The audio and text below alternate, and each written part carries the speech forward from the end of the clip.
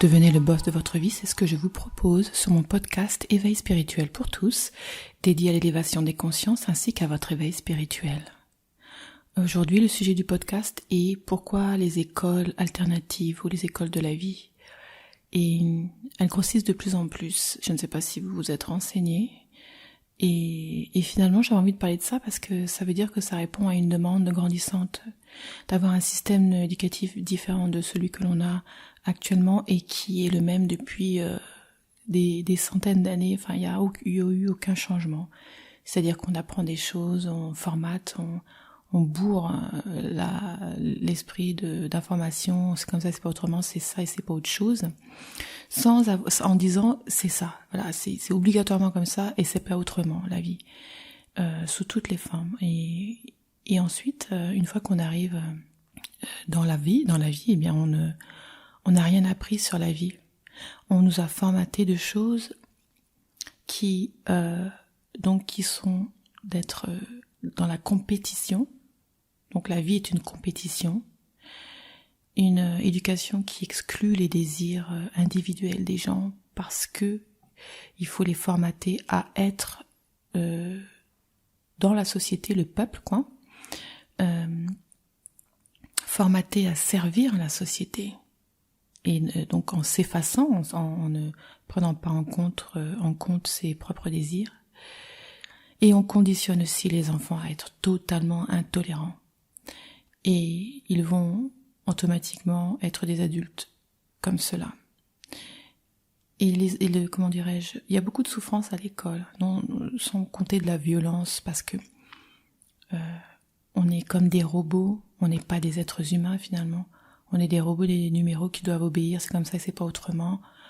Et on pète des câbles à tous les niveaux. Il n'y a pas que les adultes qui pètent des câbles, les enfants aussi. On leur prend leur liberté. Ils sont comme des animaux en cage. Donc ça ne se passe pas bien et il y a de plus en plus de violence parce que plus on retire les libertés aux gens, plus il va y avoir de la rébellion finalement.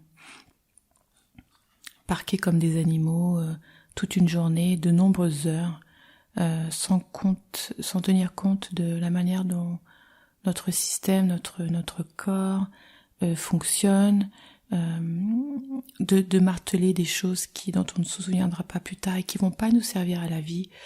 Ça fait de nous des robots, quoi. Donc il y a une demande parce que tout simplement il y a des parents, et je dirais la plupart des parents, mais il y a beaucoup d'inconscience, veulent que leurs enfants soient heureux, mais il y a beaucoup trop qui veulent juste que leurs enfants se débrouillent bien pour être fiers, mais aussi gagnent de l'argent, enfin, et des trucs qui leur font se sentir, ça c'est l'ego qui parle beaucoup, mais la phrase « et que mes enfants soient heureux » ne vient pas en premier lieu, et de plus en plus elle vient en premier lieu. C'est pour ça que ces écoles grossissent, mais c'est pas encore la majorité. J'entends des gens, l'autre fois j'étais dans un bureau de tabac pour faire une photocopie et j'entendais une femme d'un certain âge, enfin je veux dire mature, je sais pas quel âge elle pouvait avoir, je suis pas terrible à donner les âges, mais elle disait que ses enfants, enfin, on vous rendez compte, les enfants, ils prennent la décision que s'ils n'ont pas envie de faire quelque chose comme leur devoir, ils ne devraient pas le faire. Dans mon temps, c'était pas comme ça. C'est pas comme ça que ça doit marcher. Ils doivent obéir, etc. Enfin, vous voyez le genre de discours qu'on peut avoir, de se dire parce que nous, ça a été comme ça, il n'y a pas de raison. Pourtant, on devrait vouloir que nos enfants soient heureux. Et surtout, si un enfant n'a pas envie de faire quelque chose, ça n'a rien de dévalorisant pour soi d'accepter. C'est juste écouter ses propres désirs. S'il est très fatigué ou il a un problème, il faut pouvoir parler de savoir qu'est-ce qui va pas. Peut-être qu'il a des difficultés à l'école, peut-être des tas de raisons pour lesquelles c'est pas j'ai pas envie, c'est comme ça, c'est pas autrement. Je ne dis pas que les enfants ou les adolescents ne sont pas flemmards. On leur impose un emploi du temps incroyable. ils sont fatigués. Comment est-ce que vous voulez qu'ils ne soient pas fatigués avec tout ce qu'ils font, tout ce qu'on leur bourre le mou dans la journée? C'est énorme, et les devoirs le soir. Il y a des endroits où il n'y a pas de devoirs le soir. Tout est fait dans la journée. Le soir, c'est fait pour être en famille, se reposer, se détendre, pour être frais le lendemain. Enfin, je veux dire, c'est une vraie prison. C'est une vraie prison. Quand vous regardez bien, vous verrez que c'est une vraie prison. Moi, je l'ai ressenti comme ça. J'ai toujours détesté l'école, et je continue parce que on nous formate à apprendre des choses et pas d'autres, à dire que certains philosophes, par exemple, ou certains scientifiques ou qui que ce soit ont raison et d'autres ont pas raison. On prend la décision pour nous. Je veux dire, c'est à nous de décider qui raisonne avec nous.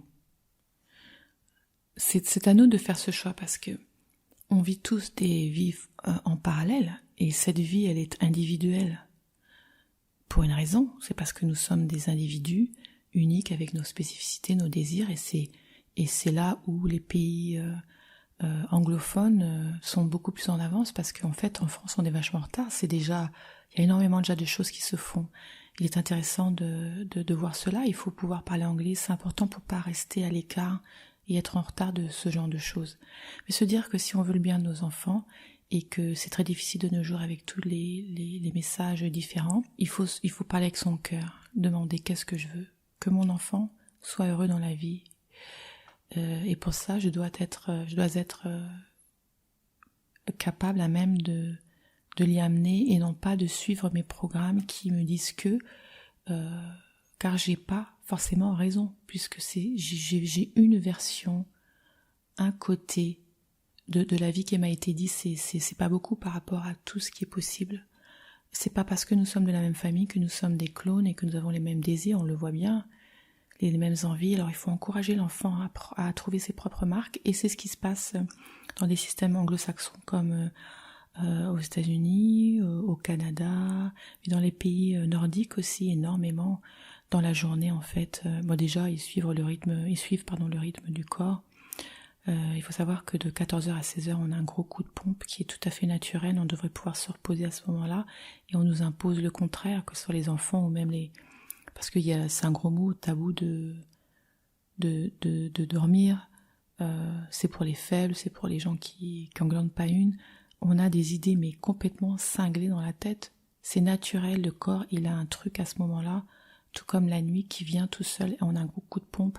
Et c'est pas parce que c'est pas que à cause de la nourriture, mais c'est la nourriture du midi, car la digestion prend beaucoup d'énergie, mais il y a aussi ce truc naturel de cette porte ouverte pour pouvoir se dormir à ce moment-là. Donc bien entendu, ça fait longtemps qu'on en parle, mais est-ce que c'est vraiment fait? De ne faire les choses que le matin, l'après-midi, des choses pratiques, faire la sieste, faire des choses créatives, de la méditation, apprendre la tolérance, apprendre la compassion, faire des ateliers où on apprend à cuisiner, à coudre quelque chose, à bricoler un truc pour les hommes et pour les garçons et pour les filles à égalité, etc. Et j'en passais des meilleurs. C'est pour cela qu'il y a autant de succès dans ces écoles, parce qu'en fait, on n'est pas là pour formater comme des soldats les enfants, en leur prenant leur liberté et leurs désirs et leur vie et leur tout. On est là, et que t'es là, il faut être utile à la société. C'est faux, la société, c'est nous. On est des individus, donc pour servir à la société, il faut pouvoir être qui l'on est, pouvoir fleurir et apporter comment dirais-je, c'est sa différence. Chacun, justement, on n'a pas été créé comme des clones pour une raison. Chacun va apporter leurs idées, leurs désirs, leur savoir-faire, etc. Car on a besoin de gens dans plein de différents secteurs pour faire évoluer une société de manière saine. Et c'est en respectant cela que l'on est une vraie société. C'est pas un truc pyramidal, parce que là on vit dans un truc pyramidal. Vas-y, on met dans le cercle, le circuit, le mécanisme. Dès qu'on est de l'apprentissage, on est des esclaves en fait. Jusqu'à la fin, la mort, on nous suce le sang jusqu'au bout.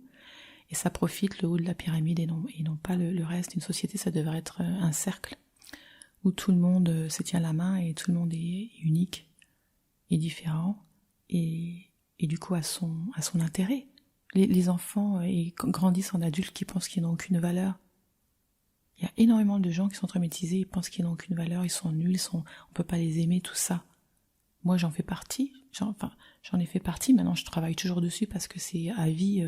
Quand on est marqué pour retirer les couches de croyances, ça se travaille constamment. C'est pas un truc juste pouf. Mais, je veux dire, qui n'a pas ce genre de ressenti? Il y en a, mais c'est rare et ils en ont d'autres. On est tous traumatisés par la manière dont la vie se profile. On rentre dans un engrenage et quelle horreur, on est des esclaves, vraiment. Donc il faut que ce soit quelque chose, un système qui permette l'épanouissement de chacun et non pas de certains au détriment des autres. C'est pour ça qu'il y a autant de gens en dépression chronique et j'en faisais partie, j'en suis sortie, parce que je suis sortie de cette roue du hamster, mais la plupart de l'humanité est toujours dans cette roue du hamster. Donc ça passe par l'éducation entre autres, toute forme d'éducation, et les écoles, donc justement alternatives de la vie, promouvoient ce genre d'idées. Et de plus en plus, et donc en France aussi, on a des écoles qui commencent à pousser dans ce genre. On respecte le cycle naturel de l'être humain, de l'enfant, et c'est ce besoin de se sentir valorisé et non pas écrasé, genre les notes, t'as vu, elle est meilleure et toi regarde, t'es nul à chier parce que t'as 2 et elle a 10 par exemple. Ce genre de choses, ça apporte beaucoup de souffrance aux enfants parce qu'ils se sentent nuls à chier et j'en faisais partie. Donc être élevé des robots ou créer des robots qui vont servir à, qu'on va utiliser, eh bien c'est terminé. On va vers de l'avant, l'enfant, l'être humain existe et compte et est important. Et c'est ça qu'on veut montrer aux enfants, parce que sinon ils grandissent horriblement, et puis il y en a qui deviennent les enfants deviennent des adultes et deviennent des criminels. Mais maintenant les enfants peuvent être criminels directement à un jeune âge parce que on n'en peut plus, c'est trop ce qu'on demande. Et sans compter qu'à la maison ils n'ont pas le temps, les parents toujours occupés, n'ont pas le temps de donner du temps, il y en a plein qui donnent pas de l'amour, qui ne le montrent pas. Je veux dire, mettre de la nourriture dans l'assiette, c'est pas suffisant, il faut aussi s'occuper de son enfant. Mais ça, c'est un truc qu'on n'a pas appris, donc il devrait aussi y avoir des écoles pour les parents, vous comprenez, ça va ensemble en fait. Parce que on est assez narcissique pour penser qu'on est tout à fait capable d'élever des enfants, alors que pas du tout. On sait même pas, nous, qui on est, on sait même pas s'occuper de nous-mêmes, alors je sais pas comment est-ce qu'on peut s'occuper d'une autre vie. Et copier sur ce que les parents font et les grands-parents, c'est justement ce qu'il faut pas faire, parce qu'en fait, c'est anti-évolution. C'est justement le côté du robot, et c'est comme ça, c'est pas autrement. Et tu finis ton assiette et tu ne sors pas tant que t'as pas fini. Tu manges ça et pas autrement. Tu fais ci et pas ça. Waouh, c'est vraiment quelle horreur les enfants sont des êtres humains. Ils sont obligés, il faut vraiment qu'ils puissent s'exprimer. Et s'ils peuvent pas, eh bien, ça tourne au vinaigre, ça devient des délinquants. Quand on suppresse, on supprime, eh bien, un enfant, je suis étonnée qu'il n'y en ait pas plus des délinquants d'ailleurs. Le formatage, ça marche vachement. Ça endort. Et ensuite, on est malheureux toute la fin de sa vie parce qu'on a démarré sur de mauvaises bases. Donc, l'éducation des enfants, des parents, en faisant, en aidant tous ces gens à évoluer et à s'exprimer. Tout le monde a besoin de s'exprimer, d'exprimer ses désirs et de faire ce qu'ils ont envie de faire et d'arrêter de dire c'est comme ça, c'est pas autrement, parce que c'est pas vrai, c'est comme ça et ça peut tout à fait être autrement. Et ça doit l'être autrement, parce que ce système-là ne fonctionne pas, on le voit bien, le bazar Quels parents ont vraiment envie d'envoyer... Les parents travaillent, ils ont besoin que leur enfant aille quelque part parce qu'ils peuvent pas s'en occuper, ils peuvent pas payer pour que quelqu'un s'occupe. Mais c'est pas bon pour l'enfant, l'école, regardez ce que ça fait. Il y a beaucoup de problèmes, on peut pas faire une généralité tout. Des enfants où ça se passe bien, mais de manière générale, vous voyez comme ils sont désenchantés, les enfants, ils s'ennuient, ils sont pas... Et regardez tous ceux qui ne suivent pas, et regardez le niveau scolaire, le niveau de la langue française par exemple. C'est c'est horrible, quoi. Ça se passe pas bien du tout. On peut pas dire que ça se passe bien. Le niveau scolaire, le niveau d'intelligence diminue. On baisse les niveaux d'examen. Ça change pas le problème, hein. Il y a un vrai problème. Il faut se dire que le système d'éducation actuel n'est pas adapté, ne fonctionne pas. Et donc, l'éducation, nationale, clairement n'a pas envie de rien changer parce que ça a été basé là-dessus et on ne va pas remettre en cause leur boulot ni rien du tout.